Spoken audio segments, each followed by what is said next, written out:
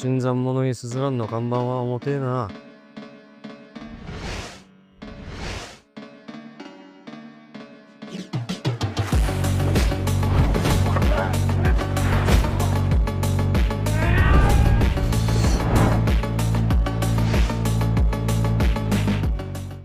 Kali ini kita akan melanjutkan cerita yang kemarin.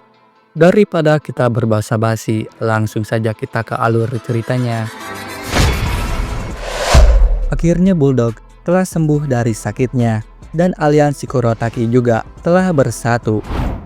Di saat yang sama, Yasuda hanya bisa tersenyum karena melihat Bulldog yang sangat-sangat luar biasa menakjubkan.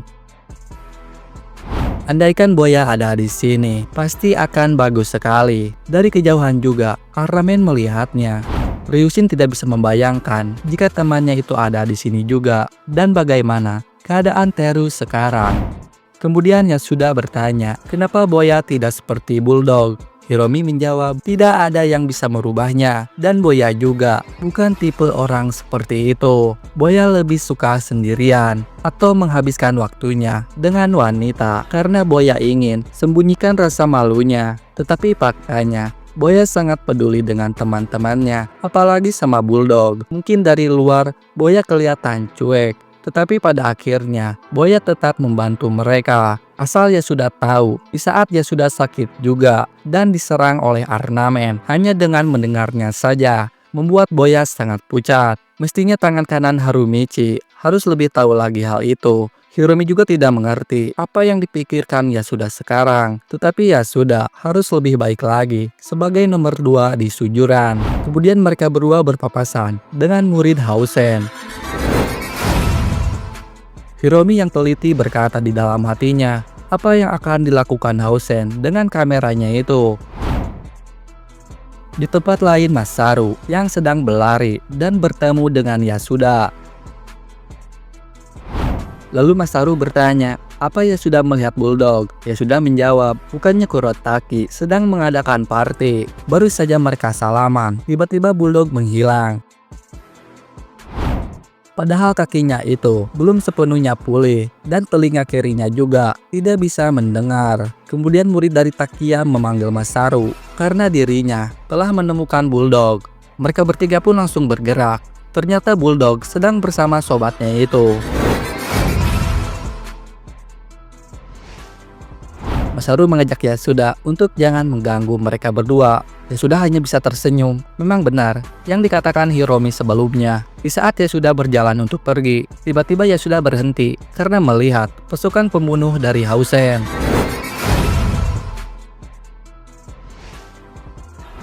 Apa yang akan Hausen rencanakan kepada Boya dan Bulldog? Yasuda juga akan memberitahu kejadian ini kepada Hiromi. Kemudian Matsuda memberikan isyaratnya untuk langsung memotong mereka berdua. Ternyata Machida yang sudah menggerakkan Hausen. Di sujuran terlihat seseorang yang baru turun dari motornya dan akan masuk ke sujuran. Mereka bertiga juga melihatnya. Ternyata orang itu adalah Hideto Bando. Kemudian Yasuda baru memberikan kabar buruknya kepada Hiromi. Yasuda curiga, sepertinya Hausen sedang merencanakan sesuatu. Salah satu dari mereka ada yang punya rambut dan tatapan matanya juga sangat mencurigakan. Perasaan Yasuda tidak enak. Sepertinya nanti akan terjadi hujan darah. Hiromi berkata, tidak ada gunanya juga memberitahu hal ini kepada mereka. Di tempat yang sama, Boya dan Pon yang akan memukul. Makoto menyuruh mereka berdua untuk lebih tenang karena Makoto akan mengenalkan Boya dan Pon kepada gadis dari sekolahan Matsunami. Mereka berdua meminta Makoto untuk jangan berani berbohong lagi. Makoto bertanya, dari mana kalian bisa tahu hal itu? Dari kemarin juga, Boya dan Pon sudah mengetahuinya. Ini sebabnya mereka berdua akan memukul muka Makoto yang sok keren itu. Makoto bertanya, sejak kapan kalian berdua menjadi satu tim? Boya menjawab, akhirnya persahabatan di saat dua orang satu tujuan dengan satu keyakinan. Dan persahabatan ini juga akan terus berlanjut selama mereka berdua tidak mengejar gadis yang sama. Makoto berkata, dirinya akan mengenalkan kepada Boya dan Pon, tetapi tidak sekarang. Mereka berdua menjawab, kenapa bisa begitu? Boya pun menyuruh Pon untuk membunuh Makoto. Dengan sangat senang hati, Pon akan membunuhnya. Akhirnya Makoto mengajak Boya dan Pon untuk menemui seorang gadis di saat musim semi tiba. Di tempat yang sama, Yasuda dan Hiromi melihatnya juga. Memang benar, yang dikatakan Hiromi tidak ada gunanya juga memberitahu mereka. Boya pun sangat senang dan sudah tidak sabar menunggu musim semi. Tiba-tiba Sagawa dan Akutsu mengabarkan berita pentingnya, membuat Boya kesakitan. Lalu Akutsu berkata bahwa Bando telah kembali lagi ke sujuran. Mereka berempat pun sangat kaget, sedangkan Boya lagi memukul Sagawa. Kemudian di perpustakaan, jika Bando mengambil cuti lagi, maka akan membuatnya tidak lulus dari sujuran. Tadi juga Yamazaki baru mengundurkan diri. Apa yang akan Bando dan Senda rencanakan? Jika Bando ingin lulus, maka Bando tidak bisa mengambil cuti. Lalu Bando menyerahkan kertasnya. Ternyata Senda juga telah mengundurkan diri dari sujuran. Kepala sekolah bertanya, apa Bando melihat Rindaman? Bando menjawab, dirinya itu tidak melihatnya. Kepala sekolah juga tahu, pasti Bando berencana untuk lulus nanti. Bando pun hanya bisa terdiam. Di tempat yang sama, 4 berandalan dari sujuran memanggil Bando. Bisa-bisanya Bando menunjukkan wajahnya lagi, dan sudah tidak ada tempat buat Bando di sujuran. Apa Bando ingin ribut dengan dirinya? Bando pun tidak memperdulikannya. Kemudian berandalan sujuran mengejar Bando. Tiba-tiba mereka berdua terdiam karena melihat seseorang. Ternyata orang itu adalah Rindaman. Bando dan Rindaman pun saling bertatapan satu sama lain. Lalu kepala sekolah menanyakan keadaan kakek Rindaman. Lalu Rindaman menjawab bahwa kondisi beliau mulai membaik. Melihat catatan kehadiran Rindaman sebelumnya akan mempersulit Rindaman. Jika Rindaman ingin lulus, maka Rindaman harus hadir tiap hari. Sejauh ini Rindaman banyak mengalami masalah. Kepala sekolah akan ikut senang juga melihat Rindaman lulus dari sujuran.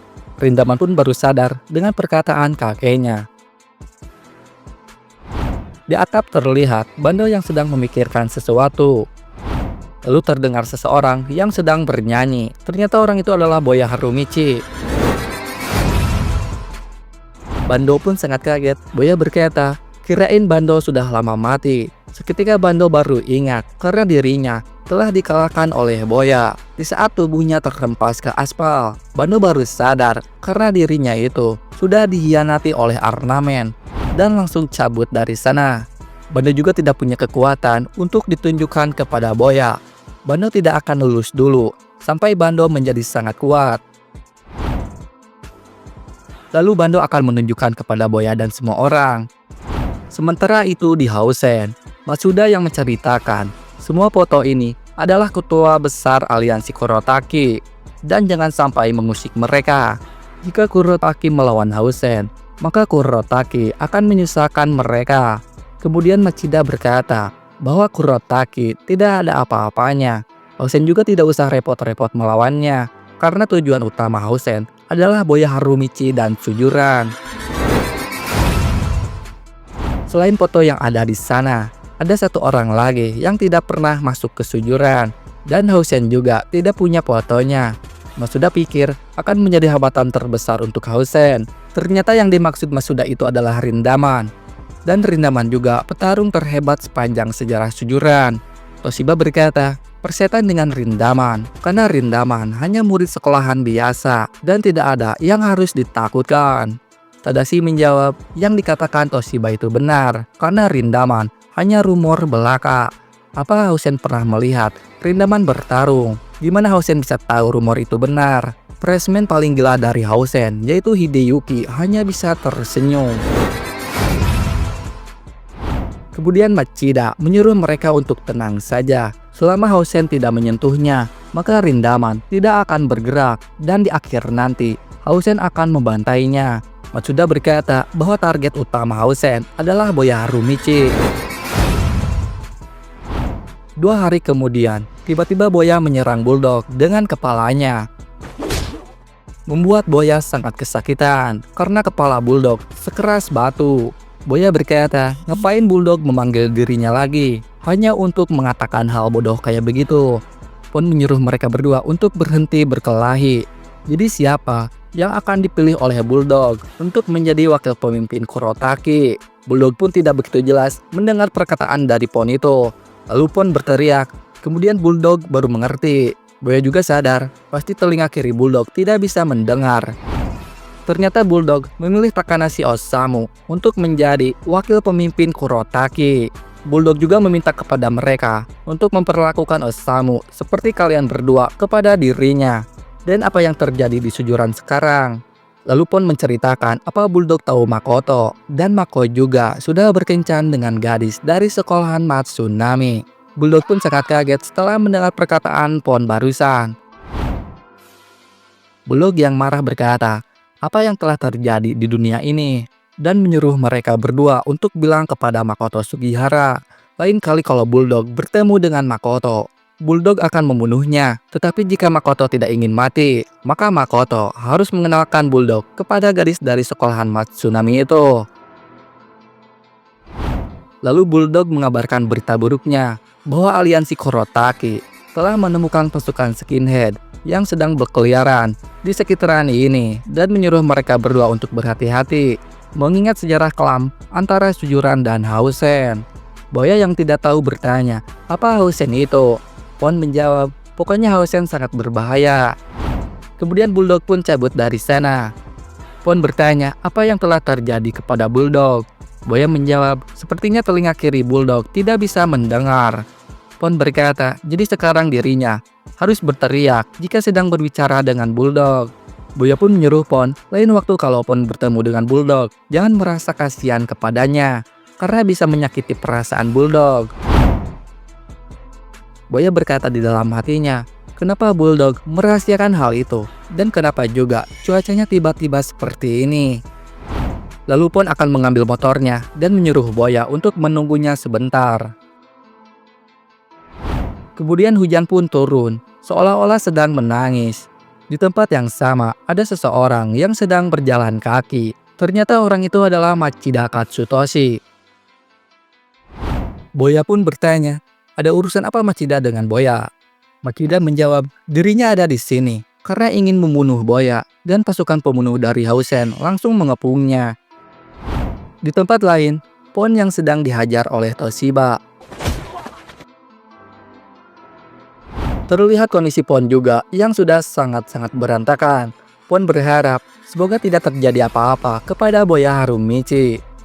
Di sana terlihat Boya yang tidak takut satu inci pun dan menyuruh Hausen untuk menunggunya sebentar. Ternyata Boya membawa pintu besi yang sangat-sangat luar biasa berat sekali. Boya berkata, bunuh aku jika kalian bisa. Boya langsung melompat melewati mereka. Kemudian Machida menyuruh pasukannya untuk membunuh Boya.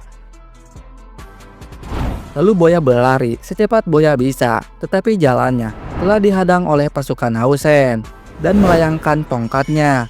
Dengan mudahnya Boya mampu menghindar dan langsung melayangkan pukulan yang sangat-sangat menyakitkan itu. Matsuda berkata, orang gila macam apa Boya ini? Tadashi menyuruh Toshiba untuk lebih cepat. Ternyata Hideyuki sudah menunggunya. Lalu Boya heran, kenapa Hideyuki cuma diam saja? Hideyuki pun hanya bisa tersenyum. Machida berkata bahwa jalan Boya sudah buntu. Boya menjawab, jangan harap Hausen bisa menangkap dirinya. Tiba-tiba Boya sangat kaget karena sudah ada orang di belakangnya dan langsung melayangkan tendangannya tepat di muka Boya.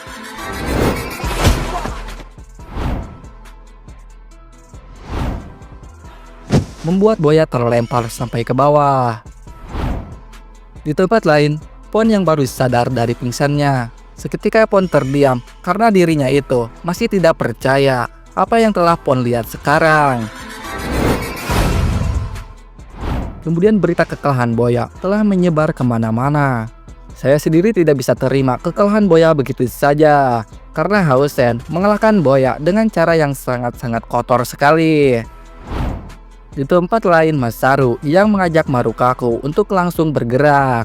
Marukaku menjawab tidak ada hubungannya dengan Kurotaki dan jangan ikut campur dalam pertarungan paling mematikan ini. Jika Kurotaki bergerak sekarang, seolah-olah Kurotaki menerima kekalahan Sujuran, dan jangan meremehkan Boya Harumichi. Apa Masaru pikir Boya akan diam saja, dan Sujuran juga tidak akan terima hal itu begitu saja. Ditambah banyaknya sejarah antara Sujuran dan Hausen. Bisa dibilang ini pertarungan antara rival abadi. Masaru bertanya, apa semuanya akan baik-baik saja? Bulldog menjawab, yang dikatakan Marukaku itu benar. Ini bukan urusan Kurotaki, dan Boya juga bukan tipe orang yang mudah melupakan. Lalu Bulldog berkata di dalam hatinya, Bulldog berharap pertarungan antara Sujuran dan Hausen tidak berakhir tragis seperti sekian tahun yang lalu. Di markas Arnamen, dua bawahan dari Ryushin yang berkata Hausen telah menyerang Pon dan Boya Harumichi. Di saat mereka berdua lengah, dasar para botak-botak sialan. Dan dua bawahan dari Ryushin sangat mendukung Boya Harumichi. Ryushin berkata di dalam hatinya, kenapa Hausen langsung menyerang kepala Harumichi? Tidak mungkin Machida, Toshiba, dan Tadashi sampai berani sejauh ini. Pasti ada orang lain di antara mereka bertiga itu. Bawahan dari Ryushin berkata bahwa Bando telah kembali lagi ke Sujuran. Dirinya juga curiga karena datangnya Bando sangat pas sekali di saat seperti ini. Ryushin berkata lagi di dalam hatinya, jadi Bando dan Sujuran kayaknya bakal menyenangkan. Di tempat lain, tiga orang yang sedang membicarakan kekalahan Boya, dan Bando juga mendengarnya. Bando pun langsung menarik rambut orang itu dan bertanya, siapa yang sudah mengalahkan Boya? Bahwa Hausen lah pelakunya. Lalu temannya menyuruh Bando untuk berhenti. Hanya dengan melihatnya saja, Bando mampu membungkam orang itu. Bando juga tidak akan diam saja setelah mendengar Boya yang dibantai oleh Hausen. Di pagi hari, Yasuda yang sedang berlari dan keadaan di Sujuran juga menjadi sangat kacau. Kemudian Yasuda baru sampai di atap. Lalu Yasuda berkata bahwa kondisi Boya dan Pon sangat berantakan sekali. Apa Hiromi tahu kejadian ini? Mereka berdua mengira pasti Hiromi sudah dihajar juga. Dan semua sekolahan pada ketakutan karena jalannya sudah dipenuhi oleh Hausen. Sedangkan di Sujuran tidak ada Hiromi dan Makoto. Lalu ada juga yang dihajar di stasiun pagi tadi. Sepertinya Hausen tidak main-main. Yasuda yang marah menyuruh mereka berdua untuk diam. Sejak kapan Akutsu menjadi seorang banci? Pantas saja Boya, Hiromi, dan yang lainnya tidak menghormati Akutsu. Karena Akutsu sangat lemah dan juga licik. Tetapi jika Akutsu membuang pikirannya itu, maka Akutsu bisa menjadi orang yang diperhitungkan. Lalu Yasuda menyuruh mereka berdua untuk berhenti mengacau. Karena Sujuran bukan tempatnya bagi seorang pecundang. Sampai Harumichi kembali, mereka bertiga tidak akan bisa melindungi Sujuran. Dan Yasuda juga akan mencari Hiromi. Mereka berdua pun hanya bisa terdiam setelah mendengar perkataan dari Yasuda barusan. Ternyata Hiromi sedang bersama Katsuragi. Kemudian Hiromi berkata bahwa Boya Harumichi dan Pon sudah dihajar habis-habisan oleh Hausen. Apakah Katsuragi bisa menceritakan pertarungan antara Sujuran dan Hausen yang beberapa tahun yang lalu? Ternyata Katsuragi masih mengingatnya dengan baik. Itu terjadi di saat Katsuragi kelas 2 di Sujuran. Mungkin Hiromi masih di bangku SMP. Pada waktu itu, Sujuran punya dua geng dari kelas 3, yaitu geng Kawanishi dan geng Nakai. Lalu di kelas 2 ada geng Katsuragi, kemudian Sujuran terpecah menjadi 3 bagian. Ternyata geng Katsuragi hanya beranggotakan 6 orang saja, dibandingkan geng Kawanishi dan Nakai yang punya banyak pasukan. Musuh terbesar Sujuran adalah pasukan skinhead dari Hausen, dan yang bisa menumbuhkan rambut hanya para pemimpinnya saja. Pada hari itu turun hujan di parkiran gedung kota yang kosong. Sujuran dan Hausen memutuskan untuk mengakhirinya di tempat itu. Lalu geng Kawanishi dan Nakai bersatu untuk nama baik Sujuran. Mereka juga di barisan paling depan dan Sujuran juga hanya 100 pasukan. Sedangkan Hausen punya 150 pasukan lebih. Emosi semuanya seperti api yang membara. Suasananya juga menjadi menggila dan tidak ada satu orang pun yang bisa memadamkan api yang membara itu. Hampir semuanya memegang senjata. Ini bukan pertarungan antara sekolahan biasa lagi, tetapi ini seperti pertarungan para gangster. Kemudian polisi pun datang untuk melerai pertarungan itu. Dari kedua sekolahan, ada 50 orang lebih yang luka parah dan sampai dimuat juga di halaman depan koran. Di antara mereka, Nakai dari Sujuran sudah tertusuk tepat di paru-parunya. Dan tidak lama Nakai pun mati. Karena kejadian itu juga, Sujuran menjadi sangat lemah. Terpaksa para berandalan sujuran mengusir 30 orang, termasuk Kawanishi. Hiromi bertanya, terus apa yang terjadi kepada Katsuragi? Lalu Katsuragi menjawab, dirinya sedang di rumah sakit. Katsuragi juga mendengar semua ini dari temannya. Hiromi tidak menyangka akan sampai sebrutal itu. Katsuragi menyuruh Hiromi untuk bersiap-siap, karena cerita serunya akan baru dimulai. Ada orang gila yang sangat kuat sekali dari Hausen. Ternyata orang gila itu adalah Bitao Makio. Dan Makio juga tidak memegang senjata, tetapi masih mampu membantai 30 pasukan dari sujuran. Setelah Kawanishi dikeluarkan, Kawanishi pun langsung membentuk sebuah geng dan mencari orang gila itu. Kawanishi berniat akan membalaskan dendamnya untuk Nakai, dan Kawanishi juga membawa pisau. Katsuragi yakin bahwa Kawanishi hanya ingin menusuk pahanya atau cuma menakut-nakuti Bitao. Tetapi Bitao malah tidak takut. Bukan cuma itu saja, Bitao juga membantai semua pasukan Kawanishi. Kemudian Kawanishi ketakutan dan langsung menikam perut Bitao menggunakan pisau di tangannya. Lalu Kawanishi cabut dari sana. Dalam 2 hari Bitao pun mati. Terlihat Hiromi yang sangat kaget. Akhirnya sujuran dan Hausen membuat perjanjian. Sejak saat itu, sujuran tidak mendekati wilayah Hausen, dan Hausen juga tidak boleh muncul di lingkungan ini. Hiromi bertanya, siapa orang yang mati dari Hausen itu? Tetapi Katsuragi hanya tahu nama depannya saja, yaitu Bitao. Di stasiun kereta, Makoto yang sedang berjalan. Ternyata pasukan pembunuh Hausen sedang mengikuti Makoto dari belakang. Makoto juga tahu bahwa dirinya sedang diikuti oleh Hausen. Terlihat pasukan Hausen yang sangat kaget karena Makoto sudah menunggunya. Salah satu dari mereka mulai melayangkan pukulannya, tapi Makoto mampu menghindar dan langsung menendangnya. Tidak sampai di situ saja, Makoto pun membantai mereka. Sekarang hanya tinggal Matsuda seorang diri. Terlihat Matsuda yang terkejut karena Makoto kuat juga. Lalu Makoto bertanya, ngapain Hausen datang ke tempat ini? Apa Hausen pikir bisa mengalahkan sujuran? Matsuda menjawab, apa Makoto ketakutan?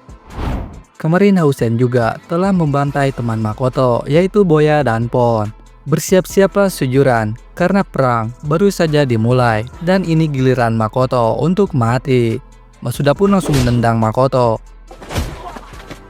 Tiba-tiba ada seseorang yang memegang Makoto dari belakang dan langsung membantainya. Ternyata orang itu adalah Bitao Hideyuki dan menyuruh pasukannya untuk menghajar Makoto sampai tidak bisa bangun lagi. Dengan senang hati Matsuda akan melaksanakannya. Matsuda tidak bisa membayangkan kenapa bisa Hideyuki masih kelas 1 sudah sekuat ini. Memang benar, 3 Bitao bersaudara bukan orang yang sembarangan. Hideyuki pun terdiam, lalu Matsuda meminta maaf karena dirinya sudah sangat lancang berbicara seperti itu. Hideyuki berkata untuk jangan banyak bacot. Kemudian Matsuda baru mengabarkan beritanya, tidak ada yang perlu dikhawatirkan karena Makoto tidak akan bisa bergerak lagi. Matsuda menjawab, selain Rindaman, sekarang tinggal Hiromi seorang diri. Lalu Toshiba berkata, ternyata sujuran tidak ada apa-apanya. Saya sendiri tidak terima perkataan dari Toshiba itu. Dan perhitungan Hausen juga sangat salah besar. Di sujuran Hiromi yang berkata, tadi pagi Hiromi telah menjenguk Makoto di rumah sakit. Tetapi Makoto belum bisa berbicara. Dia sudah menjawab, Hausen sialan, mereka langsung kabur setelah menghajar Makoto. Dan Hausen juga sudah tidak waras. Hiromi pun berkata bahwa Hausen datang ke tempat ini hanya untuk menghancurkan sujuran, tanpa memberi aba-aba terlebih dahulu. Artinya Hausen punya alasan. Kemudian Akutsu mengabarkan beritanya. Akutsu telah menemukan seseorang yang melihat semuanya. Anak SCP mengintip dan melihat 5 pasukan skinhead yang sedang mengeroyok Makoto. Hiromi berkata, tidak mungkin Makoto dikalahkan oleh 5 orang saja. Pasti di antara mereka ada yang punya rambut. Hiromi yang pintar masih tidak percaya. Pasti ada 1 orang lagi, selain mereka berlima itu. Hiromi menyuruh Akutsu untuk mengumpulkan orang sebanyak mungkin dan cari tahu apa ada yang bernama Bitao dari Hausen. Dengan senang hati, Akutsu akan melaksanakannya. Ya sudah berkata, bukannya Bitao itu nama orang yang sudah mati. Hiromi pun mengiyakannya. Pasti yang sudah menendang Harumichi dan orang yang sudah menghajar Makoto. Tidak lain atau tidak bukan, yaitu Bitao. Di stasiun kereta, pasukan pembunuh dari Hausen yang sudah membadati tempat itu. Dua murid sujuran juga melihatnya dan akan memberitahu kejadian ini kepada Akutsu. Kemudian Machida menyuruh Matsuda untuk menangkap beberapa murid sujuran yang ada di sekitaran ini. Dan kalian semua juga tidak perlu takut. Machida berkata, jangan pikir Hideyuki bisa pergi. Hideyuki pun tidak memperdulikannya. Machida mengancam untuk berhati-hati dalam berbicara. Jika Hideyuki tetap pergi, maka Machida akan membunuhnya. Dan kasih tahu juga kepada kakak Hideyuki bahwa Machida lah pemimpin dari Hausen. Hideyuki menjawab akan Hideyuki bilang ke kakaknya. Itu pun kalau Hideyuki tidak lupa. Lalu Toshiba dan Tadashi berkata bahwa mereka tidak menyukai Bitao bersaudara. Jujur saja Machida masih membutuhkan keduanya buat menghancurkan sujuran. Sekarang Machida akan membiarkan Bitao bersaudara melakukan sesuka hati mereka. Jika Hausen berhasil menaklukkan sujuran nanti dan mereka yang memegang kendali semuanya, itulah waktunya Hausen memanfaatkan balik Bitao bersaudara. Mereka berdua pun tersenyum, tetapi tidak dengan Matsuda. Di sujuran Akutsu yang baru mendapatkan kabar buruknya. Akutsu pun meminta kepada mereka berdua untuk memanggil semuanya. Karena sekarang juga sujuran akan menghadapi Hausen. Mereka berdua pun tertawa, pasti Akutsu sedang bercanda. Akutsu pun sangat marah karena Akutsu tidak sedang bermain-main. Dan Akutsu juga tidak akan kabur lagi. Waktu di SMP, Akutsu bisa bersaing dengan Bulldog, Marukaku, dan Hiromi. Ini saatnya Akutsu seperti dulu lagi. Akutsu bertanya, apa Sagawa akan ikut juga? Sagawa menjawab tentu saja. Akutsu pun menyuruh mereka untuk mengumpulkan pasukan sebanyak mungkin. Di stasiun terlihat sujuran yang sedang melawan Hausen. Tadashi berkata, lumayan lincah juga Akutsu itu. Dan Tadashi juga akan turun tangan. Lalu Tadashi bertanya, sepertinya Akutsu sedang bersemangat hari ini. Dan kenapa Hiromi tidak ada? Akutsu menjawab tidak perlu membawa Hiromi ke sini. Karena Akutsu sudah lebih dari cukup untuk melawan Hausen. Akutsu pun melayangkan pukulannya. Tetapi Tadashi mampu menghindar dan langsung memukul Akutsu. Di sana juga terlihat Hideyuki yang sedang menelpon kakaknya. Ternyata Matsuda sudah memberitahu Hideyuki bahwa Machida berniat memanfaatkan Bitao bersaudara. Kakak Hideyuki menyuruh adiknya untuk jangan meremehkan sujuran. Lalu Matsuda memberitahu Hideyuki karena Hiromi sudah ada di sini. Di sana juga terlihat Hiromi yang memukul Tadashi dengan sangat kerasnya. Hiromi berkata, turun ke sini kalian berdua bangsat. Machida baru tahu bahwa orang ini adalah Hiromi dari sujuran. Kemudian Hiromi berteriak memanggil nama Bitao. Bukannya pemimpin Hausen itu yang bernama Bitao. Terlihat Machida yang sangat marah mulai menyerang Hiromi. Dengan mudahnya Hiromi mampu menghindar dan langsung memukulnya. Lalu mereka berdua menghajar Hiromi. Machida menyuruh mereka untuk jangan ikut campur. Dan Machida juga akan membunuh Hiromi dengan pisau di tangannya. Tetapi ada seseorang yang menahannya.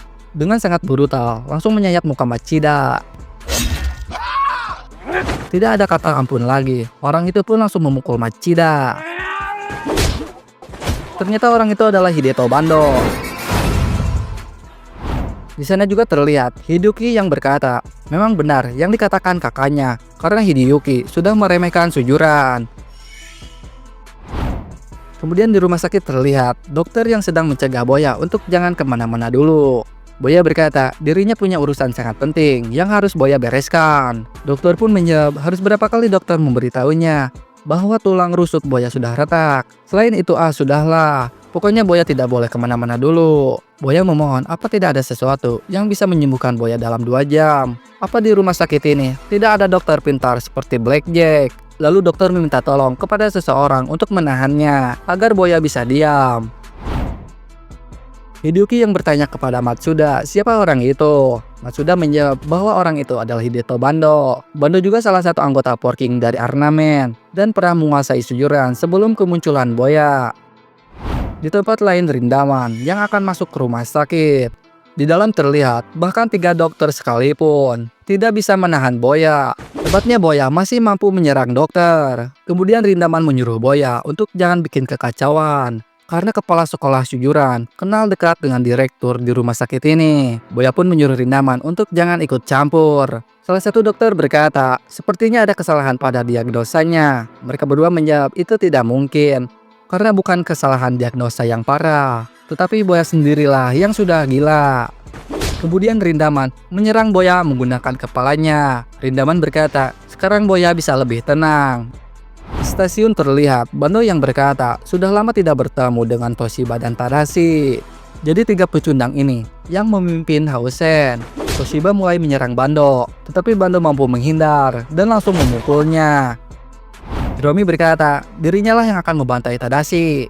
Dengan tidak sadarnya, Hiromi dan Bando telah menjadi duet paling mematikan dari Syujuran.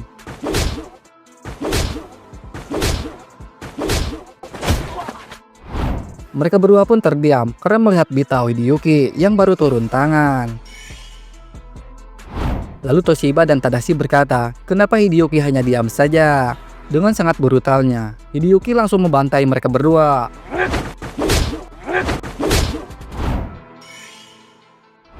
Kemudian Hiromi bertanya, jadi kau yang bernama Bitao itu? Hideyuki menjawab, senang bisa bertemu dengan Hiromi. Bando pun tertawa. Jadi Boya dan Makoto telah dikalahkan oleh anak-anak yang ada di sini.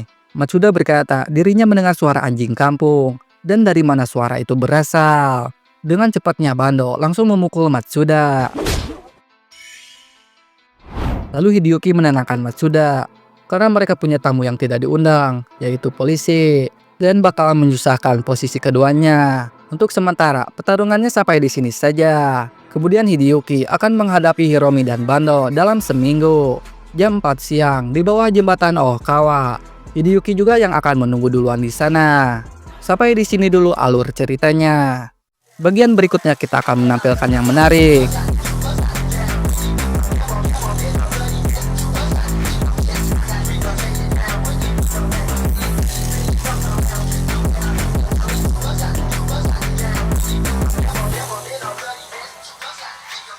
Terima kasih sudah menonton dan sampai jumpa.